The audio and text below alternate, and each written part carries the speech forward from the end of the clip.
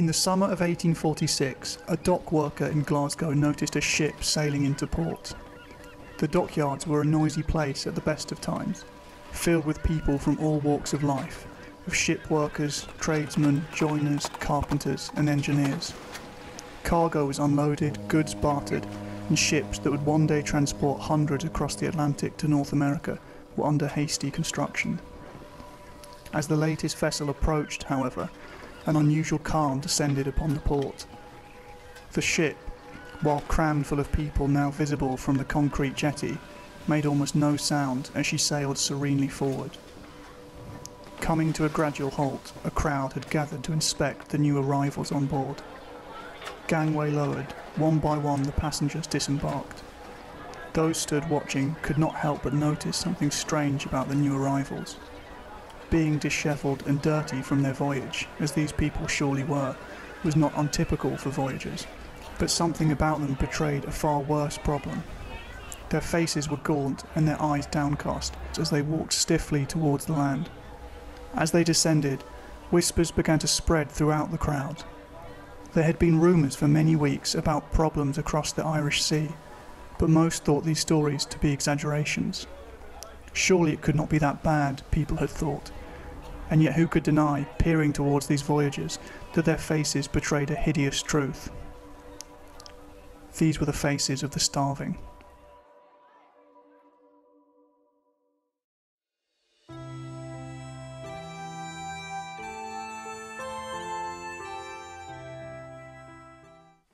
Hello and welcome to the third video on migration and empire from 1830 to 1939.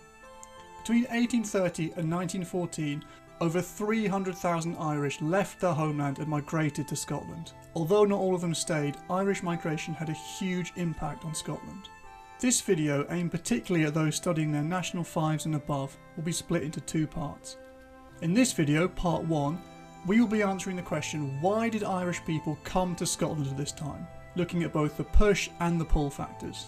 And in video 2, we will be looking at the contribution of Irish people to Scotland and looking at how they were treated when they arrived in Scotland. So first, a question: who were the passengers arriving into Glasgow in the summer of 1846? And what exactly was it that they were escaping from? At the opening of this video, we heard about a ship sailing into Glasgow in 1846 and a crowd that was shocked at the condition of these people as they disembarked off the ship. The first question to ask is, who were these people and what was it that they were running away from? As you have hopefully guessed given the title of the video, the people entering Glasgow were Irish. More specifically, they were Irish immigrants.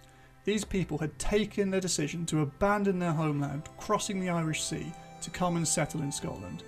But why had these people left, and what exactly was it that they were escaping from? In the words of the Scottish historian Sir Thomas Devine, what these people were escaping from was none other than the greatest human disaster in 19th century Europe.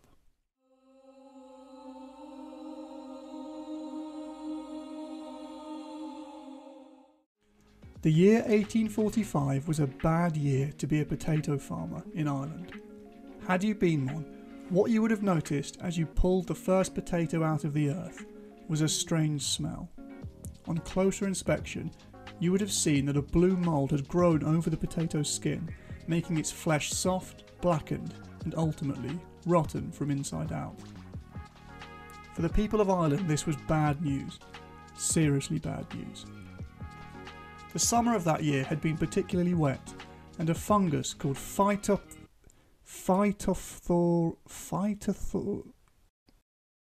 whatever that's called, had taken hold of the potato crop. The mould had already spread to the majority of that year's potato harvest, and with little to no genetic variety in Irish potatoes, a crisis had begun. From 1846 to 1849, successive harvests were ruined by the so-called potato blight.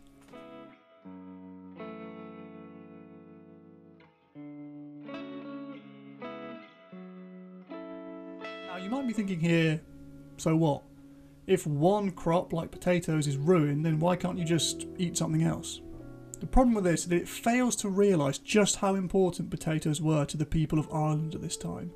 Potatoes were staggeringly important.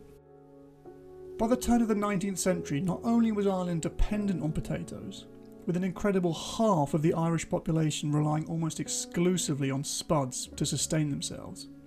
But there was only one variety of potato in Ireland, which meant that if a disease took hold of it, there was no alternative. To make matters worse, the British government did little to help the Irish at this time. On the contrary, exports of many types of food, including grain, actually increased at this time, meaning that more food was leaving Ireland at the very moment that it was desperately needed back home. The consequence was, as Devine noted, arguably the greatest disaster of the 19th century. The consequence was a famine, a period of mass starvation. The numbers involved here are staggering. Over 1 million people in Ireland, roughly 1 in 8 of the population, are estimated to have died. In 1841, the population of Ireland was roughly 6.5 million. 20 years later, it was 4.4 million. And by the 1920s, it had fallen to below 3 million. The proportion of people who died during this famine marks it out as one of the worst in human history.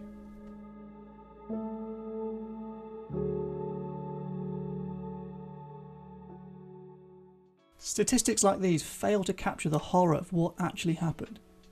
One story tells of a group of 600 from a small town named Louisborough in County Mayo. Starving due to the famine, these people walked 15 miles to beg their landlord for food, only to be told not to disturb their guardians while they were having lunch. Sent away empty-handed, the majority died on their way back. Corpses were later found abandoned on the roadside, with grass found in their mouths that they had taken to eating out of desperation. In the words of one Irish priest, bodies were left for weeks, left to be eaten by dogs. Unsurprisingly, in these conditions, millions of people in Ireland attempted to leave. A voyage to North America in the 1840s, however, was expensive. Even if the fare could be paid, it was a serious mistake to assume that once you got on board, your problems were finished. Journeys from Scotland to North America were nicknamed coffin ships for a reason. Mortality rates on these ships were often as high as 30% or 1 in 3. It was sometimes said that were you to peer behind you on one of these ships, you might have noticed sharks. Sharks were said to stalk the ships, well aware that at any moment a dead body might be thrown overboard. The reason I wanted to emphasise the conditions the Irish were facing back home is to give some context and hopefully some understanding of the plight of the Irish people at this time. As we will see in part 2, Scotland received arguably a larger proportion of the poorest elements. Those who came to Scotland often did so out of desperation. For most in Ireland, they simply didn't have a choice. Unable to pay rent back at home because of the famine, many were evicted from their homes, forced to travel somewhere else. Okay, so as we have seen, famine was one of the main reasons drawing people from Ireland to Scotland at this time. In total, an estimated 300,000 Irish people came to Scotland from 1830 to 1914, with about 100,000 in the 1840s and 1850s. It is important to note here that famine was one of several reasons why Irish people came. Irish immigration didn't begin with the famine in the 1840s. On the contrary, at the time of the famine, there were an estimated 120,000 Irish born living in Scotland. For the second part of the video then, we will look at the 3 other key reasons that people from Ireland chose to come to Scotland at this time. The first of these issues is that of population.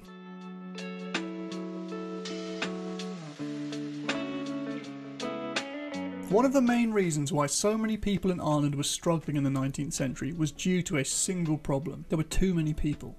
The population of Ireland doubled in the space of just 50 years from 1791 to 1841, from 4 to 8 million people. Ireland's economy, largely based in farming and industry, simply could not cope with this dramatic increase in numbers. Doubling the population, moreover, had a seriously negative impact on the wages that someone else could earn, particularly if engaged in agriculture. And this leads us to our second factor, economics. Ireland was a very poor country compared to Scotland in the 19th century. Unlike Scotland and England, that were in the midst of the Industrial Revolution, Ireland at this time was still a largely agrarian society, meaning that the majority of the population still worked in agriculture. Wages in Scotland, therefore, could be up to 6 times higher than back in Ireland. Most of the early immigrants coming to Scotland did so on a temporary basis. After all, there were only 13 miles separating the two countries at their closest points. The majority of Irish settlers came to work the annual harvest.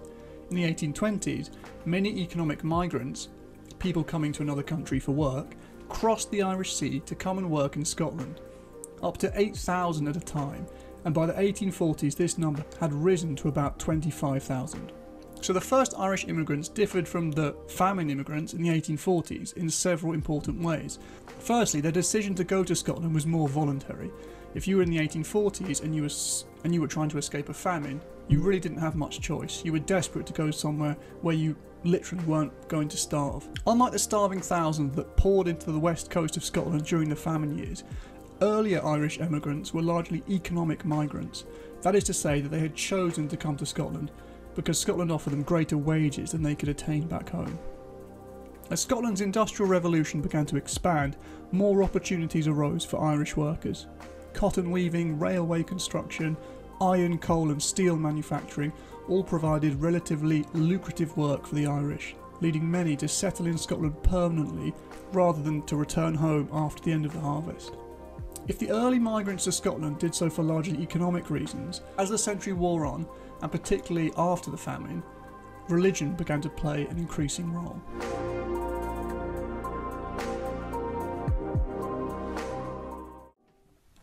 For hundreds of years, European society had been divided between two main groups of Christians, Protestants and Catholics. Again, this story is very complicated, but for now, just be aware that Ireland was a largely Catholic country and that the rest of Britain, England, Scotland and Wales, were largely Protestant. The problem for Catholics in Ireland was that it was, until 1922, still ruled by Protestant Britain. To make matters worse, in 1695 a series of laws were passed that removed the rights of Catholics in Ireland to possess their own land. Although these laws were repealed in 1829, the damage had already been done. Catholics in the 1840s were incredibly unlikely to own their own land, meaning that they were forced to rent from a landlord, and that left them particularly vulnerable to disasters, which, of course, occurred in the potato famine in the 1840s. Once again, you don't need to know all this background information. All you need to remember is that the majority of Irish that came to Scotland, 75%, were Catholic and only 25% were Protestant. Okay, so there's now time for us to have a quick summary of what we've learned so far. So at the beginning of the video, we introduced the famine ships that left Ireland in the 1840s. We discussed the devastating impact the potato famine had on the people of Ireland and why so many were desperate to leave, with 1 million dying from starvation and at least 1 million more leaving to go to Britain, North America and many other parts of the world. We then emphasised that the famine was only one of 4 possible reasons pushing people out of Ireland at this time. The other 3 included population increase, the sudden doubling of the population in the space of 50 years, economics, the better wages offered in Scotland, and finally escaping religious discrimination, the fact that Catholics were often treated poorly and were unable to own their own land in Ireland until 1829. So thanks again for watching the video, hopefully you enjoyed it. Please leave comments below if there's anything you enjoyed in this video, anything you thought could be better, and any other topics you'd like to look at. And finally, if you are interested in tutoring, please drop me an email. This could be on the topic of migration and empire or any other topic that you're studying from National 5 or GCSE and A-levels and above. Thanks for watching and see you next time.